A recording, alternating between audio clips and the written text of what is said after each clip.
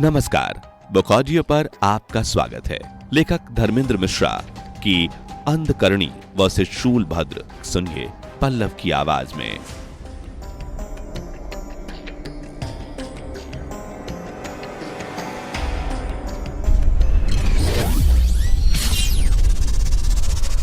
शूलभद्र का शूल हवा को चीरता हुआ किसी ऐसे लोक की तरफ बढ़ गया जहां चारों तरफ अजीब सी धुंधकारी धुंध फैली हुई थी। सूर्य की रोशनी भी लाल मालूम पड़ रही थी। कोई पुराना प्राचीन नगर मालूम पड़ रहा था जहां खंडहरनुमा टूटे फूटे मकान बने थे। दूर दूर से देखने पर भी वहां किसी के होने की कोई आहट न थी। यहां तक कि कहीं से कहीं तक पक्षियों के चहचहाट की ध्वनि भी सुनाई नहीं पड़ रही थी। उस वीरान सन्नाटे में एक अजीब सी मुर्दे की गंध और बू आ रही थी। शूलभद्र अपना शूल उठाते हुए उस पूरे नगर का भ्रमण करने लगा। उसे जैसे अपनी पुरानी स्मृतियां स्मरण होने लगीं। अंधकरणी के माया जाल में कुछ ऐसा ही नगर उसने देखा था। उस नगर के गलियारे से होते हुए उसके कदम एक राजसी महल के समीप जाकर ही रुके। जैसे ही अंदर जाने को होता है उसके कदम ठिठक गए। अचानक से एक अधेड़ उम्र का व्यक्ति, जिसका चेहरा सुर्ख, जर्द, सफेद पड़ चुका, चेहरे पर बड़ी बड़ी झुर्रियां लटक रही थी, शूलभद्र ने टोकते हुए, कौन हो तुम? शूलभद्र उस व्यक्ति को देखकर असमंजस में पड़ गया, जैसे उसे पहचानने की कोशिश कर रहा हो। तभी वो शूलभद्र की तुंद्रा भंग करते हुए, तुम यहां के तो नहीं लगते। शूलभद्र, राहगीर हूं, भटकते भटकते यहां पहुंचा। वो वृद्ध शूलभद्र को अपने पीछे आने को कहता है। शूलभद्र पीछे चलते हुए, कुछ अपने बारे में बताओ। वो शूलभद्र की तरफ एक नजर घुमाते हुए, सुबुद्धि शरण। शूलभद्र थोड़ा ठटका। महाराज सुबुद्धि शरण?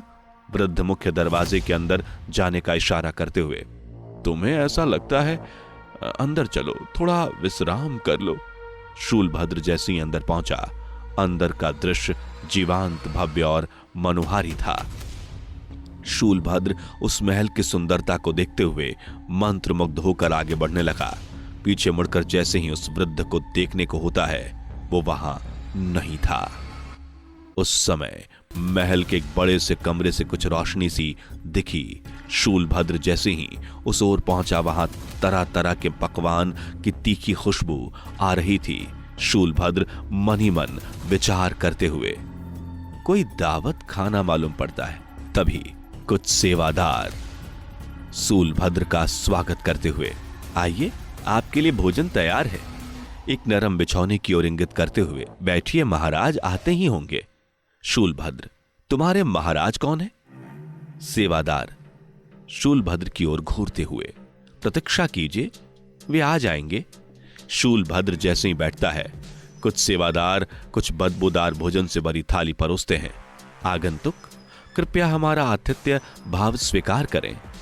शूलभद्र अपनी नाक भौं से कोड़ते हुए मुंह दूसरी तरफ कर लेता है। शूलभद्र समझ तो गया था कि ये सभी जिंदा पिचासी हैं, किंतु उसने अपने हाव भाव से प्रदर्शित नहीं किया। निर्भय होकर बस उनकी कार्यशैली का अवलोकन कर रहा था। तभी एक 10 से 12 साल का बच्चा कहीं से आया। शूलभद्र के पीछे से आकर उसका शूल लेकर भागने लगा। शूलभद्र भी उसके पीछे भागा। वो बालक एक बड़े से सभागार में मोटे मोटे खंभों के पीछे छिप जाता। शूलभद्र जैसे उस बालक को पकड़ने को होता, उस दूसरे खंभे की ओर वो चला जाता। शूलभद्र अपने मंत्र शक्ति से शूल को अपनी तरफ खींचने का प्रयास करता है, किंतु उसकी कोई शक्ति उस मायावी महल में कारगर नहीं हो रही थी। तभी वो बालक शूलभद्र को महल के छज्जे पर दिखा। शूलभद्र जैसे ही पहुंचता है, महल के किसी हिस्से से अजीब अजीब चीखने, पुकारने, रुदन और कर्कश ध्वनि सुनाई पड़ रही थी। शूलभद्र भी उसी ओर ध्यान लगाकर सुनने लगा। तभी पीछे से उसकी पीठ पर कोई उसे थपकी देते हुए, शूलभद्र, आखिर तुम यहां तक पहुंच ही गए। शूलभद्र जैसे ही उसकी तरफ पलटता है, एक कंकाल की तरह दिखने वाला इंसान उसके सामने था। उसके शरीर पर राजसी पोशाक, सर पे स्वर्ण मुकुट था। शूलभद्र के मुख से अनायास से निकला, विदूषक। विदूषक, तुम किसी खोज में लगते हो। शूलभद्र, अंधकरणी, विदूषक जोर जोर से अट्टहास करते हुए अपनी माया के प्रभाव से धुंधकारी धुंध का चक्रवात उठाते हुए शूलभद्र को महल से नीचे धकेल देता है। शूलभद्र बड़ी तेजी से उस विशाल दुर्ग से नीचे की तरफ गिरता जा रहा था। तभी हवा में ही शूल उस धुंधकारी धुंध को चीरता हुआ उसकी तरफ बढ़ा चला आ रहा था। शूलभद्र जैसे ही शूल को अपने हाथों में थामता है, उसके शरीर से श्वेत वर्णीय ऊर्जा का संचार होने लगता है, किसी पत्ते की तरह धरातल पर आकर टिक जाता है। शूलभद्र जैसे ही अपना शूल उठाकर आवेग में उस महल की ओर पुनः बढ़ने की चेष्टा करता है, वही बालक सामने दिखाई पड़ता है। शूलभद्र, कौन हो तुम? वो बालक, बलि नाम है मेरा, और तुम्हारा नाम मैं जानता हूं शूलभद्र। तुम पराक्रमी योद्धा हो, तुम्हारे पास चमत्कारी दिव्य शक्तियां हैं। अंधकरणी ने हमारे पिता और हम सबको कैद करके रखा है। हम सबको इस नर पिचास योनि से मुक्त कराओ। शूलभद्र जैसे ही कुछ कहने को होता है, वो बालक बलि कहीं अदृश्य हो जाता है। शूलभद्र तेजी से महल की ओर बढ़ते हुए घोषणा करता है, अंधकरणी, तुम्हारे इस माया लोक को नष्ट कर दूंगा। तुम्हारी मुक्ति निकट ही है। उधर महल से सिराहने पर खड़ा विदूषक अपने नर पिचाशों का आह्वान करते हुए, जागो जागो मेरे नर पिचाशों, जागो। चारों तरफ से नर पिचाशों की विस्मयकारी ध्वनि गूंजने लगती है। उस नगर में स्थित सभी खंडहरों से नर पिचाशों की पूरी हुजूम शूलभद्र पे टूट पड़ती है। जैसे ही शूलभद्र का शरीर नोचने के लिए बदहवास होकर वो बढ़ते हैं, शूलभद्र अपने शूल से दिव्य घेरा हवा में अपने चारों तरफ खींच देता है। नरपिचास उस घेरे से टकराकर वहीं स्वाहा होने लगे। बाकी जो नरपिचास बचे थे भय से धूल चिटकते हुए महल के अंदर प्रवेश कर गए।